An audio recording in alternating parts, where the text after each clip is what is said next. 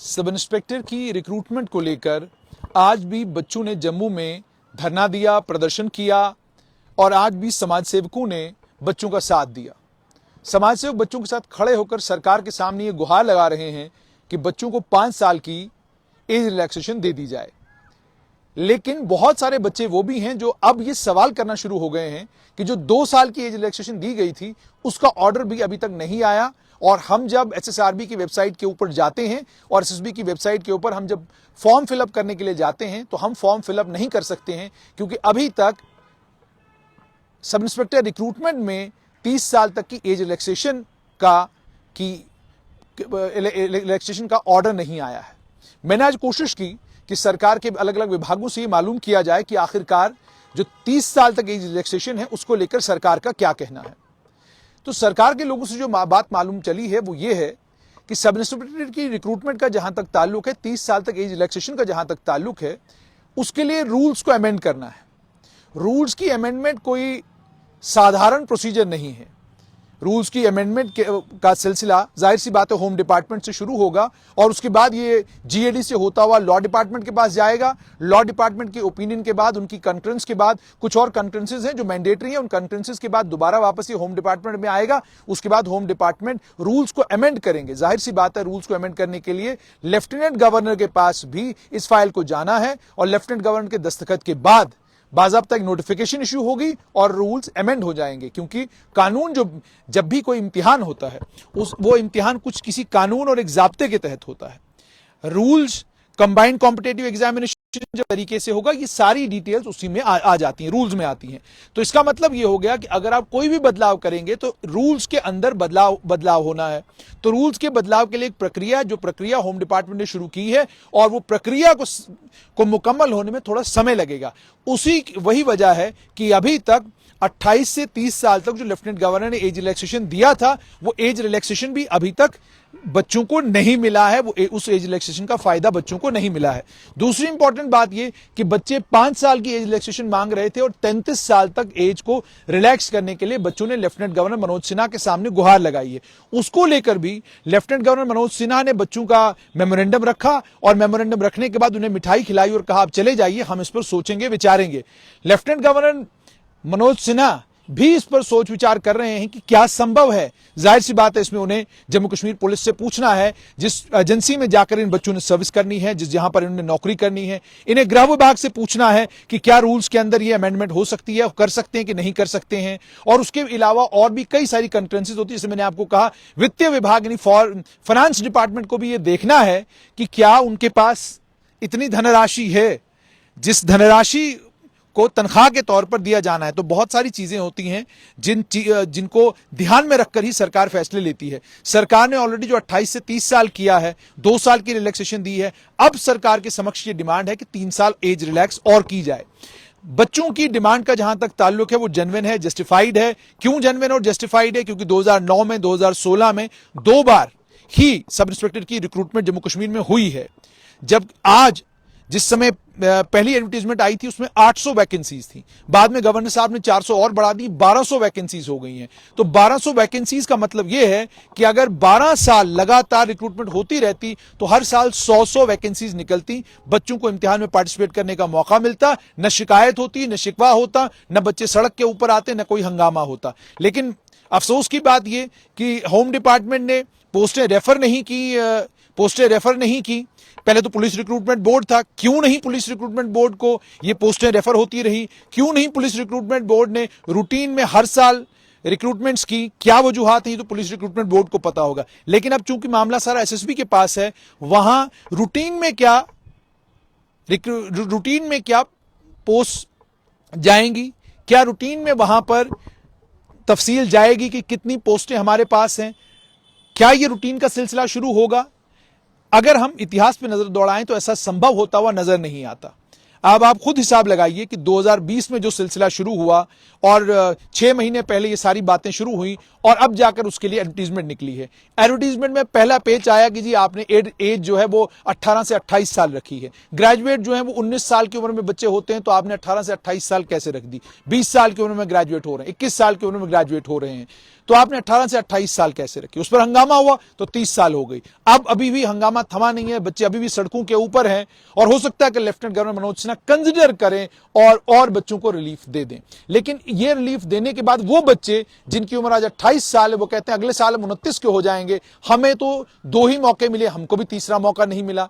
तो या तो आप इस एज रिलैक्सेशन को साल के लिए कर दें, 1 साल के लिए करेंगे तो उनका फायदा हमारा नुकसान, ये भी कुछ बच्चे ये सारी बात भी कर रहे हैं। लेकिन फैक्ट हकीकत ये है कि 2016 में जो रिक्रूटमेंट हुई, जो फाइनली 2018 में जाकर कल्मिनेट हुई, वो रिक्रूटमेंट भी कैट में चैलेंज हो गई।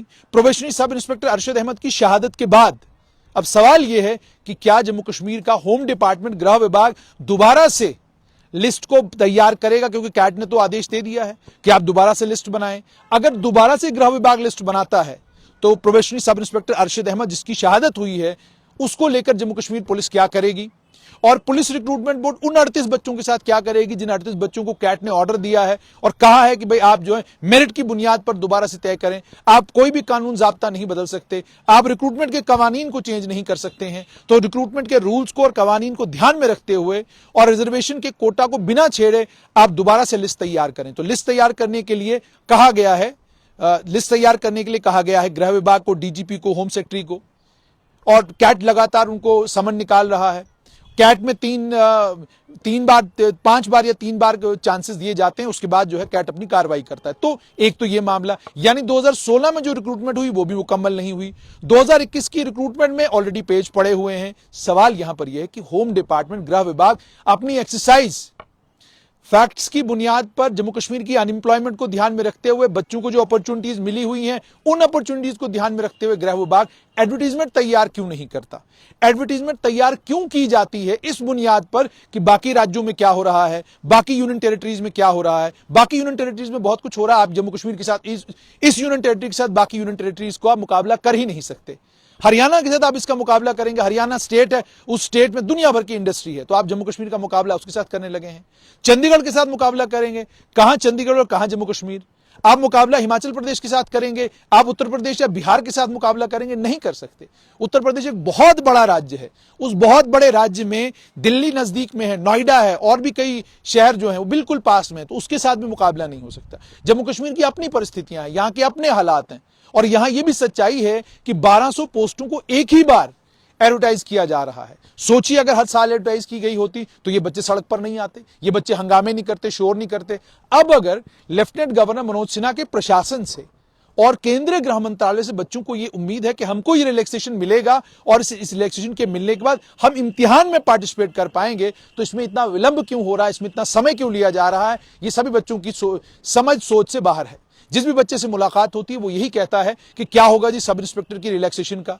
और बच्चे कभी कैंडल लाइट मार्च कर रहे हैं, कभी उम्मीद की मोमबत्ती जला रहे हैं, कभी प्रेस क्लब के बाहर जो है धरना दे रहे हैं, प्रदर्शन कर रहे हैं, और लगातार एक ही मांग है, हमें हमारे देश की सेवा करने का एक मौका दीजिए। और अगर आप मौका नहीं दे सकते, कम से कम इम्तिहान में बैठने का मौका दीजिए, ताकि इम्तिहान में बैठकर अगर हम क्वालिफाई नहीं कर पाते हैं तो जाहिर सी बात है हम खुद इस सारे रिक्रूटमेंट के प्रोसेस से बाहर हो जाएंगे, हम दोबारा आपको कभी परेशान नहीं करेंगे। अब देखना ये है, पहला तो ये कि जैसे मैंने आपको कहा कि बच्चों को भी थोड़ा धैर्य रखना होगा, और जहां तक आपकी लास्ट डेट का ताल्लुक है वो एक्सटेंड हो सकती है, कोई बड़ा मसला नहीं है।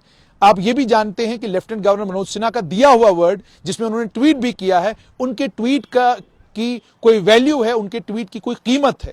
वो जो उन्होंने ट्वीट किया है, उस ट्वीट के बाद अब आपको इंतजार करना है कि 28 से 30 साल जो ऑलरेडी हो चुका है उसके लिए आपको वो रिलैक्सेशन आपको मिल जाए और आप अपना फॉर्म भर सकें, और 30 से 33 साल जिसके लिए आप गवर्नर, लेफ्टिनेंट गवर्नर से मुलाकात कर चुके हैं और आपको उन्होंने एश्योरेंस दी है, उसके लिए आपको इंतजार करना है कि लेफ्टिनेंट गवर्नर पुलिस के साथ, गृह विभाग के साथ जब विचार करते हैं, विचार विमर्श करने के बाद जो भी निकल कर आएगा उसके बाद ही जाकर फिर ये बाकी सारा सिलसिला आप कर सकते हैं। तब तक आपको इंतजार करना होगा। और दूसरा, गृह विभाग को भी जम्मू कश्मीर के हालात को ध्यान में रखते हुए, यहां के बच्चों को जो अपॉर्चुनिटीज अभी तक मिली हैं उनको ध्यान में रखते हुए, और जिस तरीके से यहां सरकारों ने काम किया है पिछले इतने साल, उन सभी चीजों को ध्यान में रखते हुए बच्चों को रिलीफ देना चाहिए, उनकी मदद करनी चाहिए, ताकि वो सब इंस्पेक्टर की रिक्रूटमेंट के इम्तिहान में बैठ सकें, पार्टिसिपेट कर सकें। और जैसा मैंने आपको कहा कि जब मुकाबला होगा, मुकाबले में पता चल जाएगा कि कौन काबिल है, कौन इस एग्जाम को क्वालिफाई करता है, कौन क्वालिफाई नहीं करता है। मगर पहले जरूरी ये है कि गृह विभाग बैठकर एक मुकम्मल एक्सरसाइज करे और उस एक्सरसाइज के बाद जाकर ये एडवर्टीजमेंट इशू की जाए। आप एडवर्टीजमेंट इशू करते हैं, फॉरेस्टर का भी सिलसिला इसी तरीके से है कि फॉरेस्टर का भी वॉक टेस्ट नहीं हो रहा पिछले इतने साल से, और उसके बाद अलग अलग जगह अलग अलग तरह की इंफॉर्मेशन है। एसएसआरबी के साथ जब बच्चे खुद जाकर बात करते हैं तो एसएसआरबी कोई कहानी कहता है, फॉरेस्ट विभाग के साथ जब बात करते हैं बच्चे तो फॉरेस्ट विभाग कोई और कहानी कहता है। अलग अलग जगह अलग अलग कहानियां हैं। नेताओं के साथ फॉरेस्ट विभाग के अधिकारी बात करते हैं तो कहते हैं जी हम नई एडवर्टीजमेंट निकाल रहे हैं, और पत्रकारों के साथ बात करते हैं तो कहते हैं हमने तो ये बात कभी कही ही नहीं। तो या तो उन नेताओं को आप नॉन सीरियसली लेते हैं, जो नेता आपको फोन करते हैं कि आप बिल्कुल नॉन सीरियसली उनको लेते हैं और मजाक मजाक में कह देते हैं कि हम एडवर्टीजमेंट नहीं निकालने वाले हैं, या आप पत्रकारों का बेवकूफ बनाते हैं कि जनाब हमने आपको सही जानकारी नहीं देनी, और उसके बाद रोते रहना है हर वक्त कि जी पत्रकार इस तरह की खबर चलाते हैं, पत्रकार उस तरह की खबर चलाते हैं। यह मुझे लगता है कि इन चीजों पर कंट्रोल होना चाहिए और एक ही तरह की इंफॉर्मेशन बाहर जानी चाहिए। और जम्मू कश्मीर की सरकार से मेरा एक विनम्र आग्रह होगा कि बच्चों की ग्रीवेंसेस अलग अलग वेब पोर्टलों के जरिए, अलग अलग यूट्यूब चैनलों के जरिए आप तक क्यों पहुंच रही है, इस पर आपको गंभीरता के साथ सोचना होगा। आपके पास ग्रीवेंस रिडर्सल के लिए ऑलरेडी मैकेनिज्म है, बच्चे उस मैकेनिज्म पर दस्तक भी देते हैं, लेकिन वहां कोई उनकी सुनता नहीं। तो आपका ग्रीवेंस रिडर्सल का जो मैकेनिज्म है वो कमजोर है, जिसकी वजह से सब चीजों का तमाशा जो है भरे बाजार होता है। अगर एसएसआरबी का ग्रीवेंस रिडर्सल का मैकेनिज्म पावरफुल होता तो बच्चे सड़क पे क्यों आते? अगर फॉरेस्ट विभाग का, जीएडी का, होम डिपार्टमेंट का ग्रीवेंस रिड्रेसल का कोई एक मैकेनिज्म जहां पर उनका कोई फोन उठाता, उनसे कोई बात करता, उनकी एंग्जाइटीज को कोई एड्रेस करता, तो जाकर मुझे लगता है ये दिक्कत और ये परेशानी नहीं आती। और दूसरा ये भी आप जानते हैं, लोकतांत्रिक व्यवस्था जम्मू कश्मीर में है नहीं कि नेताओं के पास जाकर उनका कोई दिलासा, उनकी कोई बात, उनका कोई आश्वासन सुन के बच्चे खुश होकर वहां से घर वापस आते हैं तो उनकी एंग्जाइटीज थोड़ी कम होती हैं। लेकिन आज लोकतांत्रिक व्यवस्था भी नहीं है, और लोकतांत्रिक व्यवस्था का भी हाल ये है, जैसे मैंने आपको कहा कि एक नेताजी के पास बच्चे गए, नेताजी ने फॉरेस्ट के एक आला अधिकारी को फोन करके ये पूछा, ये बताइए जी मेरे पास बच्चे आए हैं, वो पूछ रहे हैं कि फॉरेस्टर के लिए आप क्या करने जा रहे हैं। तो उन्होंने आगे से जवाब ये दिया कि जी हम तो री एडवर्टाइज करने जा रहे हैं सारे का सारा सिलसिला। ये उन्होंने नेताजी को कहा। नेताजी ने उसके बाद एसएसबी के एक आला अधिकारी को फोन किया, मुझे बताइए भाई वॉक टेस्ट क्यों नहीं कराते आप? तो वहां से जवाब आता जी क्लैरिटी के साथ हमें फॉरेस्ट विभाग कुछ कह ही नहीं रहा, क्लैरिटी के साथ कहेगा तो हम क्या कहते हैं कल वॉक टेस्ट करा देंगे, हमें तो वॉक टेस्ट कराने में कोई, हम तो डिपार्टमेंट जैसा कहेगा हम लोग वैसे चलेंगे। उसके बाद जब पत्रकार पूछते हैं तो कहानी कोई और, हमने तो ये बात कही नहीं, हम तो ये कहानी करते ही नहीं, हम ये बात करेंगे कैसे, ठीक है। और उसके बाद एक बड़ी खूबसूरत सी लीगल नोटिस की धमकी भी जो है वो दी जाती। चलिए वो हस्बे मामूल देते रहें, उससे कोई फर्क नहीं पड़ता। सवाल यहां पर यह है कि इस तरह का ये जो सिलसिला आप, और जिस नेता को आप ये सब कुछ बोल रहे हैं, आप खुद हिसाब लगाइए आप उनका कितना बड़ा मजाक बना रहे हैं। और ये सारी बातें पब्लिक में होती हैं, बच्चे आकर फौरन हमें भी सुनाते हैं, अपने घर वालों को भी सुनाते हैं, सबको सुनाते हैं। तो आप नेता की इमेज को भी नुकसान पहुंचा रहे हैं। सत्य है, सत्य बोलिए। फॉरेस्टर का क्या होना है बताइए, सब इंस्पेक्टर की रिक्रूटमेंट का क्या होना है बताइए, और उसके अलावा जो बाकी रिक्रूटमेंट के सिलसिले हैं उनमें होना क्या है ये बताइए। ये ग्रीवेंस रिड्रेसल मैकेनिज्म आपके पास होना चाहिए। इस ग्रीवेंस रिड्रेसल का काम हमारा है ही नहीं, ये काम आपका है, हमारा काम सिर्फ ग्रीवेंस आप तक पहुंचाना है। तो आपके पास अगर इतने संसाधन हैं तो एक टेलीफोन लाइन, एक हेल्पलाइन बनाना बहुत ज्यादा जरूरी हो गया है। जब तक जम्मू कश्मीर में लोकतांत्रिक व्यवस्था बहाल नहीं होती, जिस हेल्पलाइन के जरिए बच्चों की एंग्जाइटीज को एड्रेस किया जाए, उनकी बात को सुना जाए, उनकी बात को सुनने के बाद उनको समझाया जाए, 2 4 5 लोग इस काम पर लगा दिए जाएं, विनम्र लोग, वो लोग शालीनता के साथ जो बच्चों से बात करें, उनकी बात सुने भी, उनकी बात समझाएं भी। एसएसआरबी के चेयरमैन के दरवाजे पर दस्तक देने की बच्चों को क्या जरूरत पड़ती है? क्यों बच्चों को फॉरेस्ट विभाग में घूमना है? क्यों बच्चों को सिविल सचिवालय के चक्कर लगाने हैं? उनका ये काम ही नहीं है। बच्चों का तो काम ये होना चाहिए था हेल्पलाइन के जरिए, व्हाट्सएप के जरिए, बाकी माध्यमों से उस संपर्क में रहते अफसरों के, उस संपर्क में रहते ग्रीवेंस रिड्रेसल एक इंस्टीट्यूशन के, जो इंस्टीट्यूशन उनकी एंग्जाइटीज को कम करने का काम करता। अफसरों के दरवाजों पर दस्तक देने से, उन्हें फोन करने से, उनसे बात करने से मसले हल होने वाले नहीं हैं। ये सारा काम सरकार का है। उम्मीद और तवक्का ये सरकार सब इंस्पेक्टर की रिक्रूटमेंट के मामले में जल्द कोई फैसला लेगी और जो ऑलरेडी लेफ्टिनेंट गवर्नर ने एज रिलैक्सेशन अनाउंस किया है उसका ऑर्डर इशू होगा और फॉरेस्टर के इम्तिहान के लिए जो बच्चे वॉक टेस्ट की मांग कर रहे हैं उस पर भी सरकार विचार करेगी। और साथ में border battalion Jammu Kashmir police की बनने वाली थी, वो बच्चे भी बड़े परेशान हैं। वो लगातार ये गुहार लगा रहे हैं कि जी हमारा इम्तिहान नहीं हो रहा, हमारा फिजिकल हो गया, हमारा इम्तिहान नहीं हो रहा। अब इम्तिहान के लिए भी वो लोग धरना प्रदर्शन कर रहे हैं। सोचिए, जिन्हें कर बॉर्डर पर जाकर जम्मू कश्मीर पुलिस का जवान बन के लोगों की सेवा करनी है, दुश्मन से लड़ाई लड़नी है, वो फिलहाल सड़कों के ऊपर नारेबाजी कर रहे हैं, वो फिलहाल सड़कों के ऊपर जो है हंगामे कर रहे हैं। क्यों? सरकार हमारी बात सुनती ही नहीं, सरकार हमें कुछ बताती ही नहीं। ये बॉर्डर बटालियन वाला मामला भी लेफ्ट, और ये वो मामले हैं जो घंटों मिनटों में जो है हल किए जा सकते हैं, लेकिन इतना विलंब क्यों हो रहा है, इतना समय क्यों लग रहा है, ये किसी की समझ में नहीं आ रहा। इसी वजह से, और बच्चे एक और चीज से परेशान हैं, वो ये भी कहते हैं हम घर बैठ जाते, हमें अगर ये यकीन होता है, हमें अगर ये पता होता कि जम्मू कश्मीर की सरकार या जम्मू कश्मीर में एक रिवायत नहीं है। रिवायत ये है, आप एडवर्टीजमेंट इशू करते हैं, 4-5 साल रिक्रूटमेंट नहीं होती, फिर आप कहते हैं कि एडवर्टीजमेंट दोबारा से होगी, सारा रिक्रूटमेंट का प्रोसेस कैंसिल। बच्चे इससे भी डरे हुए हैं। वो कहते हैं कि भाई ये रिक्रूटमेंट के लिए इम्तिहान ले लेते हैं, हमारा फिजिकल कर देते हैं और फिर अचानक कहते हैं जी अब हमने वो एडवर्टीजमेंट कैंसिल, अब नई एडवर्टीजमेंट होगी।